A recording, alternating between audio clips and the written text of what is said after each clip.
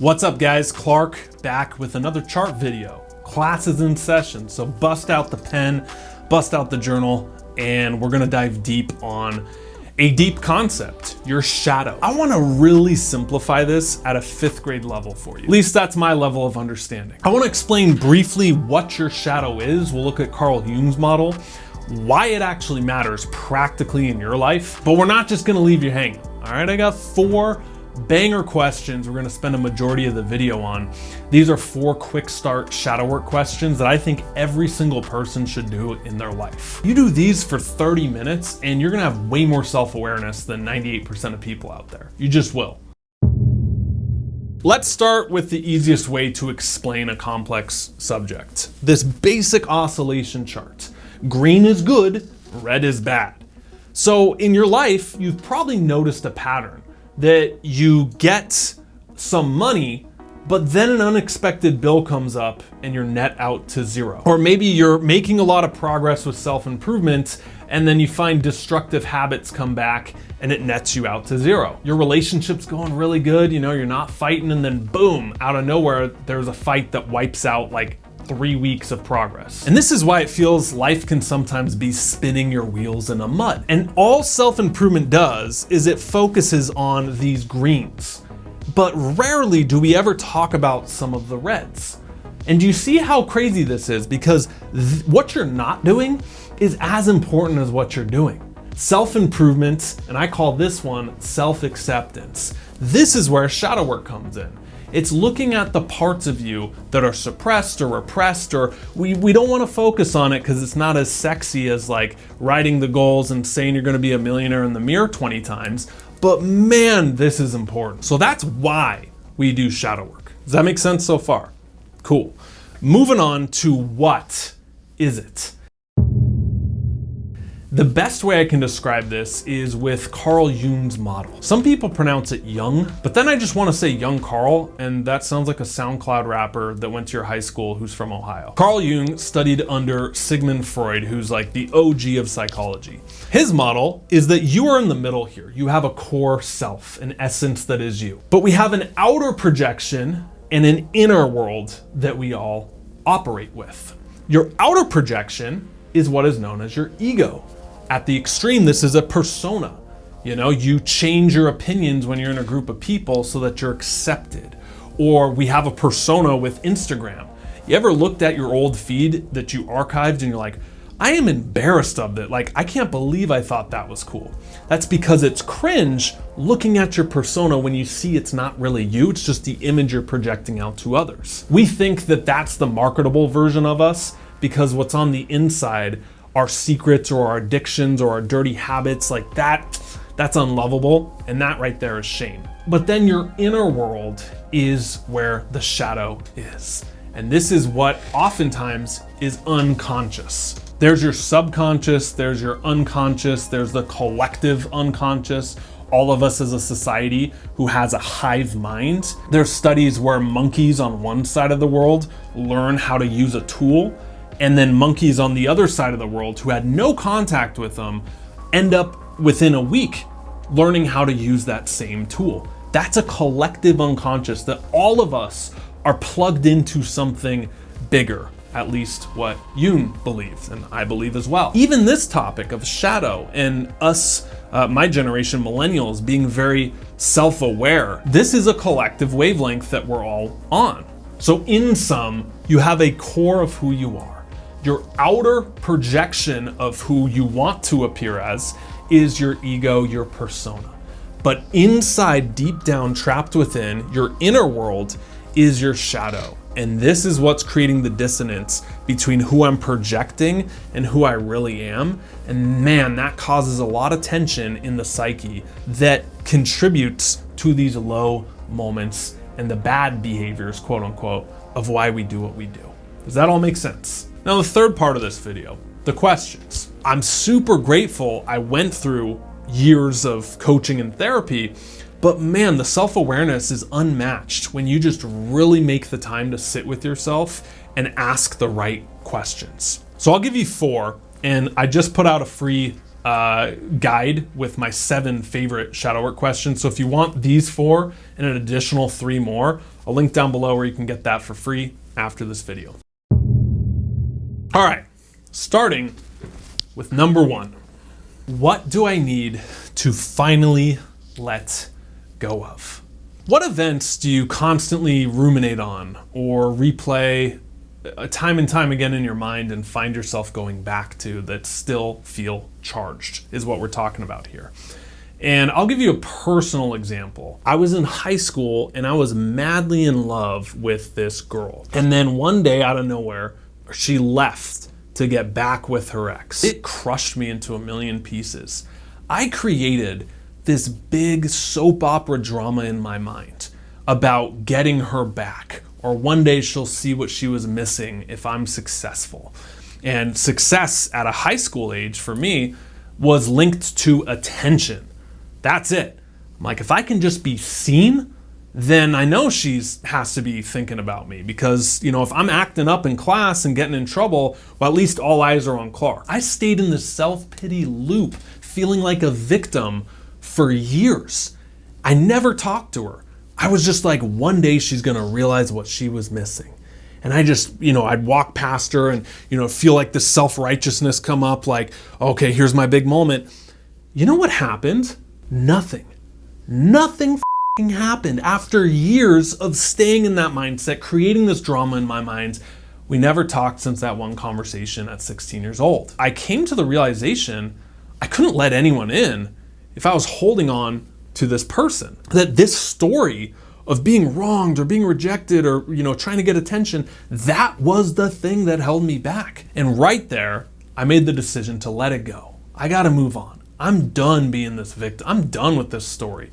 And even if it's true, do I want to be right or do I want to be happy? And I know that story is not unique to me. I'm sharing that because that is very common. Guy gets his heart broken by some girl and, dedicates his whole life to proving something to them. But 99 times out of 100, they never even see it. They don't even care. They've forgotten. They've moved on. So you're just doing it to yourself. The Buddha says that holding on to resentment is like drinking rat poison and expecting the other person to die. How hard does that quote hit? I think relationships are a great place to start. Like, what are you holding on to, or who are you holding on to that you need to fully let go of? Because even if it was when you were a kid, like, I've thought about this a lot, how relationships, no matter what age, emotions still feel the same. Like, you being in love at 11 years old is still the euphoric feeling of love as when you're 21 or 31 years old. But you can't rationally process it through because you just don't have enough life experience. But you're still feeling the same emotion. That emotion never changes. Anger is still anger at 11.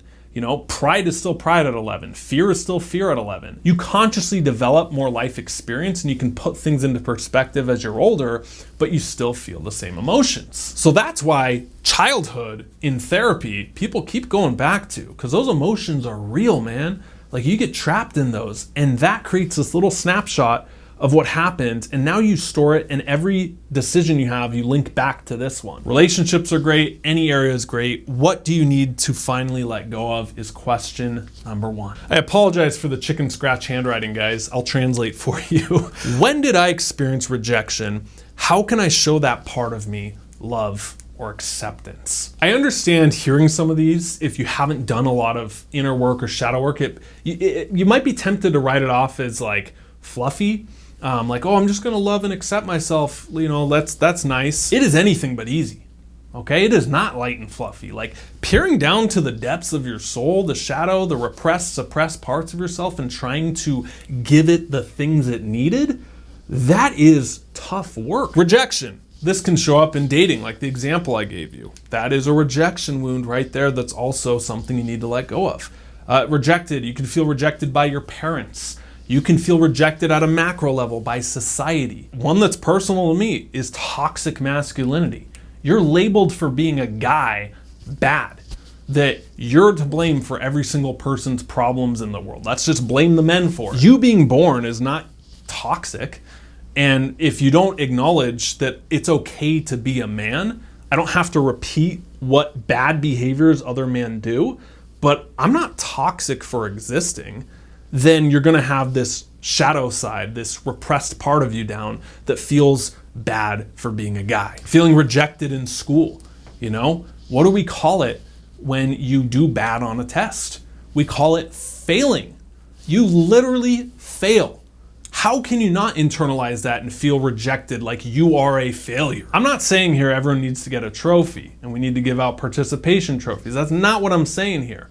But it's about separating yourself, not suppressing the rejection. Okay, this is very important. Because you got rejected, because you failed, does not mean you're a failure. Because you're a man does not mean you're toxic. You see the difference there. It's nuanced, very important. This making sense so far? I know it's heavy, but thanks for hanging in there because man, this is important. All right, this next one is fun. This is a fun one. This is a bit lighter. Projection is the next one. And I like these themes because there's so many different areas with shadow work. I'm giving you the main ones that I would look at. When we're talking about projection, there is no better question than asking yourself, how am I that? How am I that thing that I see in other people that I can't even look at without judging? That's what a projection is you're basing what's in front of you on what's happened in the past.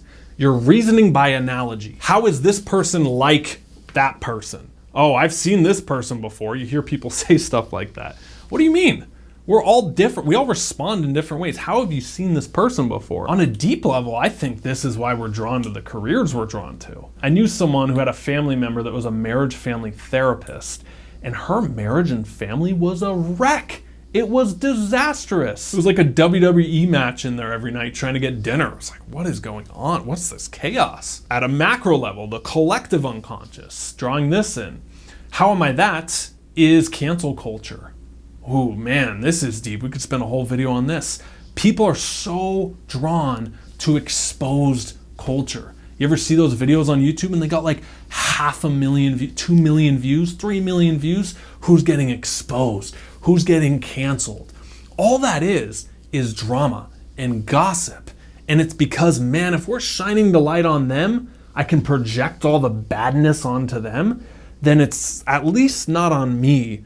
And, you know, I can keep hiding in the closet. And then what's ironic, the people often leading with the pitchforks and torches to cancel people are the ones 5 years later getting canceled themselves for something similar. Obvious reasons I won't throw examples out, but I'm sure you have some off top of mind. That is a projection. Asking yourself, how am I that, is a very humbling question because anytime you point the finger, there's 3 pointing back at you. I see someone getting frustrated with their kids. How have I gotten frustrated? And I think about the other week where I got so mad when I was training my dog, I got really frustrated at him.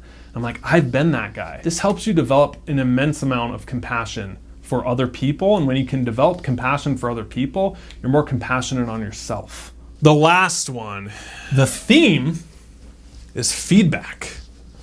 Feedback. Now, before I spoil the question, I'll give it to you at the end. There's a marketing principle. This is something I learned in school where companies use a ratio for complaints. That if one person complains, they multiply it by, it could be 100, it could be 1,000, it varies.